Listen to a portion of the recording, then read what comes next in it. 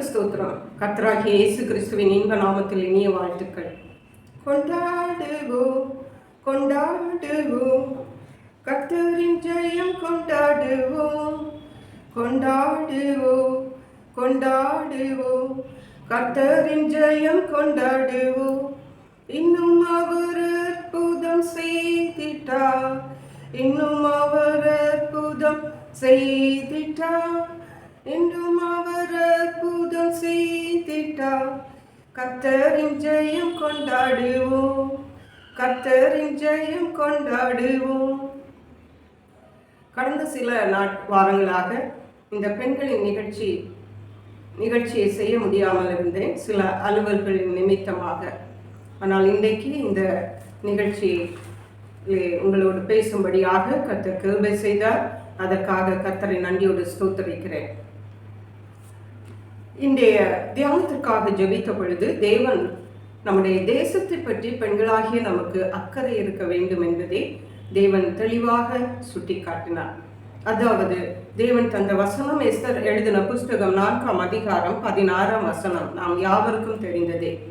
Esther Rajathi சொல்லுகிறார்கள், நானும் என் தாதிமாரம் 3 நாள் அல்லும் பகலும் புசியாமலும் குடியாமலும் தேவனிடத்துல உபவாசித்து ஜெபிப்போம், நீங்களும் ஜெபியுங்கள்.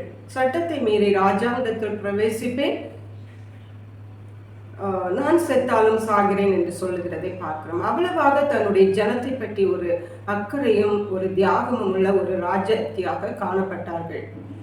இன்றைக்கு நம்முடைய வாழ்விலே கூட தேவன் அதைத்தான் எதிர்பார்க்கிறார். அரண்மனையில இருந்தாலும் அவர்கள் தேசத்தை பற்றி அக்கறை உள்ளவர்களாக இருக்க வேண்டும். சொகுசான வாழ்க்கை வாழலாம் என்று நாம் நினைத்து விடக்கூடாது. அங்கே தேவன் வைத்ததின் நோக்கம் உண்டு.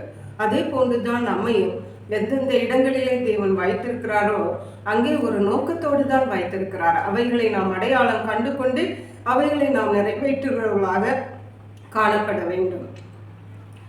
பெண்களாகிய நாம் நம்முடைய குடும்பங்களை பார்த்து, பிள்ளைகளை பார்த்து, கணவரை பார்த்து அப்படியே நாம் வாழ்க்கையை முடித்து விடலாம் என்று நினைக்கக்கூடாது. நாம் இருக்கிற இடங்களிலே சுற்றுச்சூழல் எப்படி இருக்கிறது, நம்முடைய தேசம், நாம் வசிக்கிற தேசம் எப்படி இருக்கிறது, இந்த உலகத்தில் என்ன நடந்து கொண்டிருக்கிறது என்பதை நாம் தெரிந்து கொண்டு அதற்காக நாம் தேவனிடத்தில் ஜெபிக்கிறவர்களாக, அதற்காக நம்மால் என்ற காரியங்களை செய்கிறவர்களாக காணப்பட வேண்டும்.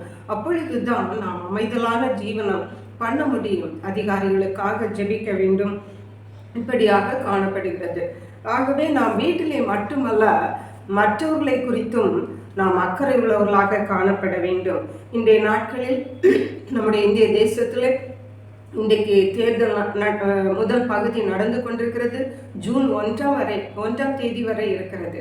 ஆகவே பெண்களாகிய நாம் அனுதினமும் சிறிது நேரத்தை ஒதுக்கி நம்முடைய தேசத்துக்காக, நம்முடைய ஜனங்களுக்காக, விசேஷமாக தேர்தல்களுக்காக ஜெபிக்கும் பொழுது கர்த்தர் பெரிய காரியங்களை செய்வார். எஸ்தர் ராஜாத்தி எப்படி தன்னுடைய ஜனங்களை மீட்டு கொண்டார்கள்? படைபலத்தினால் அல்ல, புய பலத்தினால் அல்ல, தேவனிடத்திலே உபவாசித்து மண்டியிட்டு தேவனாலே பராக்கிரமம் செய்யப்பட்டதை பார்க்கிறோம். அந்த ஜனங்கள் விடுவிக்கப்பட்டார்கள். அதே போன்றுதான் அருமையான கர்த்தருடைய பிள்ளைகளை நாம் இன்றைக்கு தேவனுடைய சமூகத்திலே மண்டியிட்டு ஜெபிப்போமானால் நிச்சயமாகவே நம்முடைய தேசங்களுக்கு தேவன் பெரிய விடுதலைகளை தருவார், சேமத்தை தருவார்.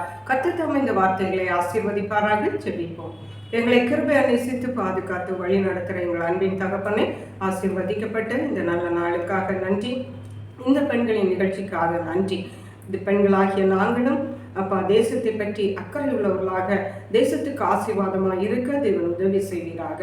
எங்கள் தேசத்தில் நடந்து கொண்டிருக்கிற தேர்தல் எல்லாவற்றிலும் கர்த்தருடைய கிருபை தங்கி இருக்க வேண்டுமாறு ஜெபிக்கிறோம். கர்த்தர் தாமே அந்த தேர்தலில் உங்களுடைய சித்தத்தை நீர் விளங்க பண்ணுவீராக. நன்றி பரிசுத்த ஆவியானவரே, துதிகன மகிமை மக்கை செலுத்துகிறோம். மீட்பரும் இரட்சகருமாக இயேசு கிறிஸ்துவின் இன்ப நாமத்தில் ஜெபிக்கிறோம் எங்கள் அன்புள்ள பரமபிதாவே. ஆமென். God bless you.